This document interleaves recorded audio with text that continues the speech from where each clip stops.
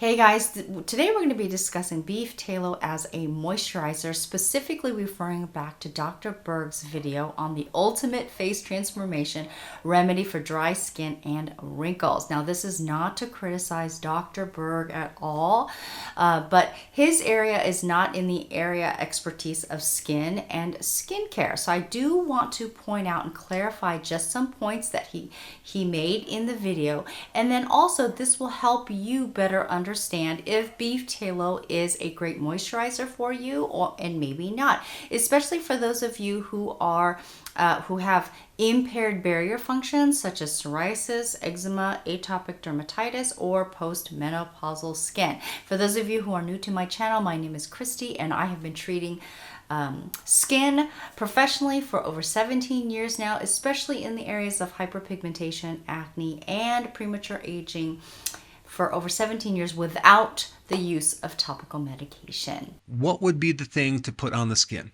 Well, are you sitting down for this? Grass-fed tallow. That's actually beef fat.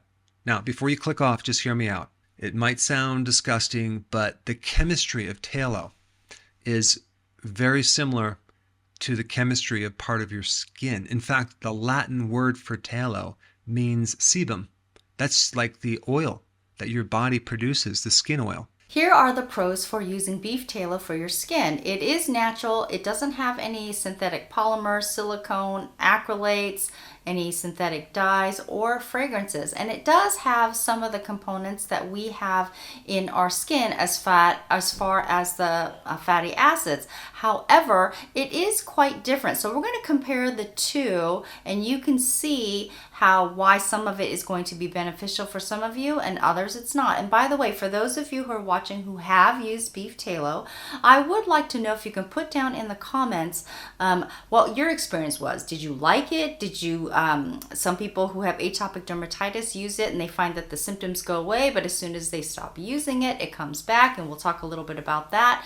And for those of you who didn't like it. So there are some benefits to beef tallow, so keep watching. Now, if you notice this chart right here, you're going to notice that wax esters and squalene is almost non-existent on the epidermal lipid, versus a lot higher percentage in the actual human sebum. Now take a look at these two charts here. You're going to notice that one side is beef tallow and the other is human sebum. They both share some of the common fatty acids, which Dr. Berg talks about, the CLA, but the percentages are different. Now the epidermal lipids, they're a combination of cholesterol, of esters, squalene, ceramides, and fatty acids as well, where the beef tallow is 100% fat. Now, if you notice, the linoleic acid is the highest amount compared to the beef tallow, which the oleic acid is higher.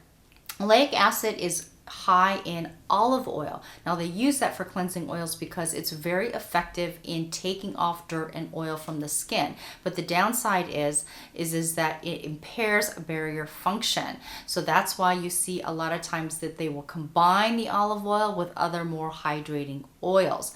So some of you who have commented that if you use the beef tallow, the symptoms of your eczema, psoriasis, or dermatitis disappears, but if you stop using it, it comes back. That's because it has some of the fatty acids to help relieve the symptoms of what your skin is lacking, but you are going to have more benefits when you repair your lipid barrier by increasing your diet of omega-3 fatty acids, omega-9, as well as omega-6. Now some of you are going to be very weary because you're like, I don't like the seed oils. And it's true, but a lot of these are because of how it's chemically derived, usually from hexane.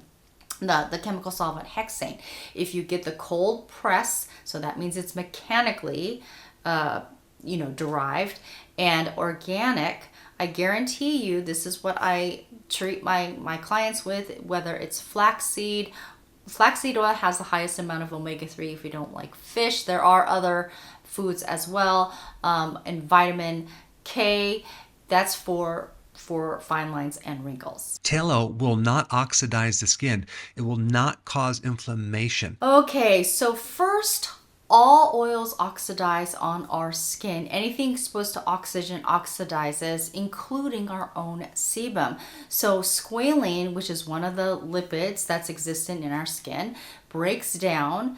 It's called squalene peroxidation. And basically the result of that, or one of the factors, is you can get pustules and comedones or breakouts. So people who produce more oil on their skin, and that oil begins to oxidize, that's one of the ways that they get pustules and comedones. So anything that you put on your skin and exposed to oxygen is going to break down, and at some level can cause some very low inflammation. So even makeup, when you put on makeup and you notice that the color slightly changes as the day goes on because you're producing more oil, that's because the color has oxidized. So just know that anything that you put on your skin and exposed to oxygen will oxidize. That's why it's really important at the end of the day to wash your face both day and night, right? Because of the oxidation that happens on our skin. It has vitamin A, D, E,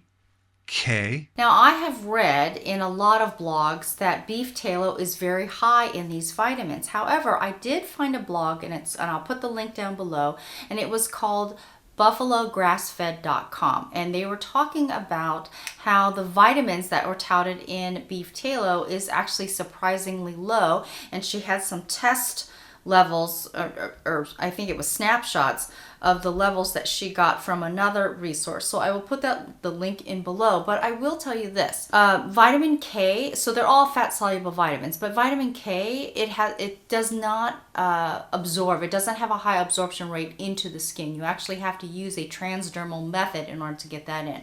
The best way to get vitamin K, which has been shown proven to delay the onset of wrinkles, is through diet. And the earlier that you have included this vitamin in your diet, the longer you can prevent the onset of wrinkles. So the two that I really recommend is omega-3 and vitamin K for actual prevention of wrinkles. Now, since beef tallow is not my area of expertise on this blog, they did express some concerns because using beef tallow in skincare is not regulated. So some of the concerns were there are no tests and no stability tests to test for pathogens, hormones, pesticide, GMO, sanitation, and the list goes on. And you're more than welcome to look at the blog post. I'll put the link in the description below. Now, here are your pro tips. The first one is, in order for your skin to absorb a better absorption rate of any of the active ingredients, your skin cells need to be well hydrated. So if it's dehydrated, applying rich high fatty acid profiles, whether it's beef tallow or shea butter, it's not going to increase the hydration levels in your skin. It's going to make it softer because of the emollients. And then number two is, if you can use an oil or products that have jojoba oil, because jojoba oil, which is not really an oil, it's wax ester, is it mimics human sebum. And that's because it has a high amount of the eicosanoic acid, which is about 72.7%. If you haven't caught that video with Dr. Berg on the first one, then go ahead and click on that link here, because remember, makeup is an art, and here's the science.